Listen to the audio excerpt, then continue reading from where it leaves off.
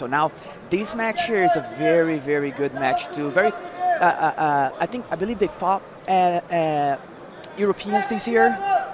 They fought at European this year.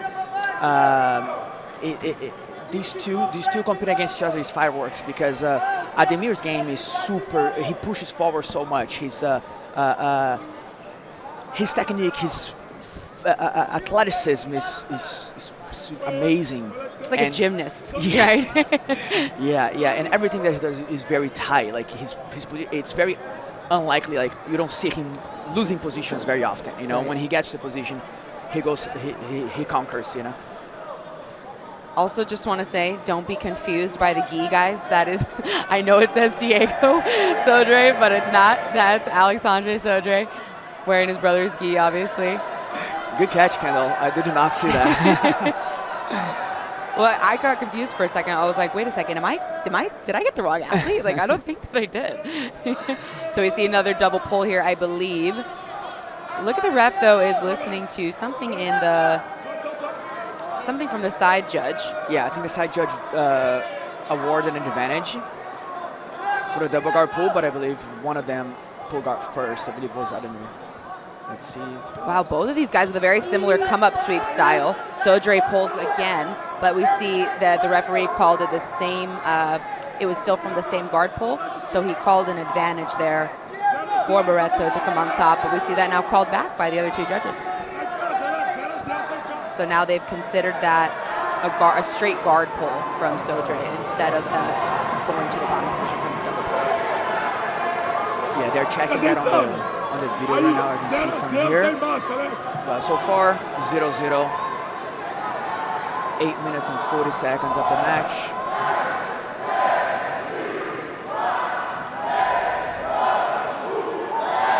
Interesting to hear the guys having a little bit of a conversation there during their match.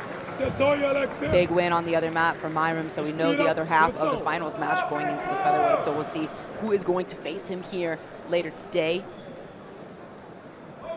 So we now have 0-0 on the board, right? So after all the replays, all the checking in, we still have 0-0. There was no advantage for coming up. And both these athletes kind of feeling each other out in this 2-minute period entering the match. We haven't seen too much big explosion yet. We know that Sodre does an amazing job, I believe, at nullifying people's athleticism from the top position. Whenever he is playing guard, he will explode when he wants to, but we don't usually see people playing that game with him. So when he's playing a guard like this, where he has the shallow lasso on the left side, and he will thread lapels through, he has a really good spider positions as well. He kind of stops the top person from doing any of those big, like Toriano-style explosive passing movements. And then when they do, it kind of seems to me like it's really well timed. Like when he's ready to go, he will allow for the space for that.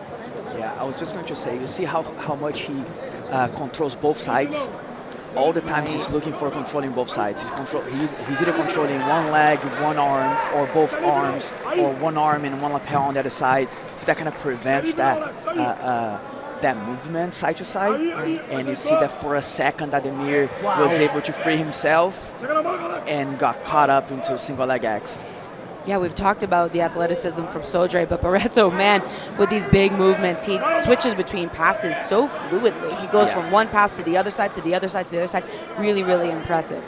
Yeah, and it's the same pace. Ademir keeps the same pace from the beginning of the match to the end of the match. So he's very, his athleticism is very consistent. Yes, yeah. Very consistent. He keeps the same pace. Very nice. That was a pretty close pass attempt there from Ademir. He didn't make quite like chest-to-chest connection, but there was some hip-to-hip connection to get past the legs for just a moment.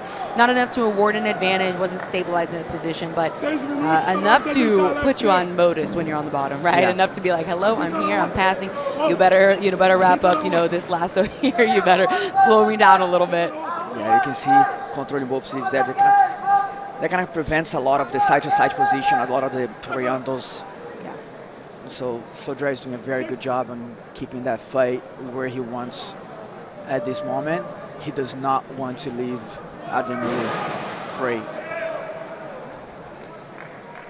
Notice that he's opting with his left hand to control the ankle rather than the pant. I find this really interesting when athletes do this in the gi because it looks like they you know, there's this analogy. It's funny, Braulio Estima talks about this, like the head of the snake, right? Like you control the very end of the lever instead of the material, because the material can move. Yeah. Right, right. Yeah, no, absolutely. And the head of the snake, so the end of the shin there, it just keeps everything super tight there, and makes it hard for the opponents to move, because our bodies are meant to move a certain way, you know, but then with the gi, it creates that flexibility. The person on bottom can swing the leg around and actually put the foot on the bicep and push that away. This way is very hard for that to happen. And Alex Sodre is doing a good job on keeping Ademir in place, but every time Ademir tries to move a little bit, and Alex is able to set up a guard and makes things a little bit more calm for him and controlled. We've just passed the halfway mark on this match as well, so you've got to wonder what's going on in the minds of these athletes. I think when at this point in the match somebody has a lead, then it's pretty clear what's going on in the minds. But when you're even, it is kind of hard to tell, because who knows which athlete feels like they have a bit of an advantage. Oftentimes what we see with high-level competitors and athletes is they have the same patterns and interactions over and over, but they start to adjust to each other's timing, right? So even if the moves that they're doing don't change too much throughout the match, all of a sudden in minute 6, 7, 8, the same thing that they were trying, they now suddenly get, because their timing adjusted a little bit better. Yeah, no, absolutely. You see that wow. at the moment, you always open up a little bit when you're switching guards, right? And that was happened there. Alex Sodre was trying to get to a more offensive position, and Ademir was very good on doing a back step. It's one of the best moves that Alex Sodre does, and there's a little rip there, but he's smart enough to take it right away off of there. Now we are in a very good position for Alex Sodre, which we have like a single leg X position there, which one of the positions that he likes to sweep the most. But Ademir is doing a very good job to balance himself and doing counters every time there was a little movement. If there's a little movement, Ademir is going to be able to.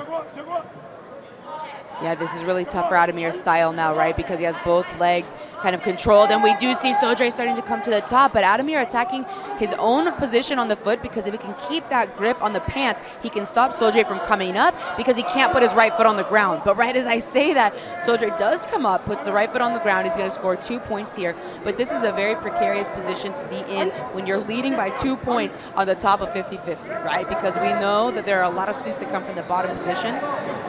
Yeah, Ademir, very interesting thing right now. That updated rule, Ademir, he grabbed the lapel. He grabbed the lapel in the 50-50, so he had 20 seconds to sweep. Otherwise, he gets a penalty. When was this rule put into place? I believe it was about 1 year ago, right? It was this year. It's a new update, 2024. You're right, because they did it with the King of the Mats, or the Grand Prix. Yeah, the Grand Prix. So they started initiating it in those more exclusive events, and now we've brought it all the way to the World Championships, and I know a lot of people are happy about that rule. Yes. So if you have the lapel, you have 20 seconds to sweep. If you don't sweep, then you have a penalty, and we're using this to avoid a lot of those really difficult to move positions from 50-50, where we see a lot of stalling employed, or a lot of people trying to hold leads for multiple minutes by keeping someone stuck in with that lapel. Yeah, and makes it very hard for a spectator to watch too. Yes, it makes it hard to enjoy Jiu-Jitsu with that for sure. So I know that we're happy about that as fans. Yes, Ademir did a good job on getting the sweep. And now he ties the match, and he's on top 50-50 position there. He's doing a very good job too, standing there. But Alex Sodre has a good sweeping position too. He has a good angle there. Ademir is trying to push that foot down and untangle the 50-50 already, doing a very good job on trying to pass, and now he's free. That's how he wants. That's what he likes. Yes, that's where Ademir does his best work, right? Once he can get free and start moving side to side, and we see his corner mimicking that with his hands. Just saw him there for a second, like side to side. He's urging him to go for like Toriano style passing, to not go back into the guard of Sodre as far as getting tied up in some sort of single leg X position. Nowhere 50-50. The lasso he had was really, really tight. you know, we saw for a minute earlier too that once Sodre did get into single leg legs, he was very strong from that position. There were a couple near sweeps, a couple near attacks, but once they got into 50-50, things did change a little bit. But we know that that is a position he'll be looking to find himself back in, right? No, absolutely. That's one of the Sodre's strongest position. Both Sodres actually, they do really well. The single leg X, the kind of sweeps, grabbing the far leg, they are very good at it. And one of the great things about that style of sweep is that, and those guards, is that it stops people like Ademir, trying to go side to side. You know, that position, like getting underneath and dominating the legs there, makes it very hard for the top player to actually trying to go side to side. But now Ademir in a free position, that's when that's what he does best, and that's what he's going to be trying to go side to side like that. Yeah. Now here with 90 seconds on the clock, or a little under 90 seconds, we see both guys really urging to put something on the board because they are tied. Now, just like we were mentioning, that single leg X position, he's coming back in here. Now, he does a really interesting job at also moving to the back at the same time. So if he's not going to get the sweep, he'll move to the back. Oh, he gets a super tight toe hold. Yep. Tap. He got it. He gets the submission win. With 1 minute on the clock, he goes for the finish. He gets the finish. Wow.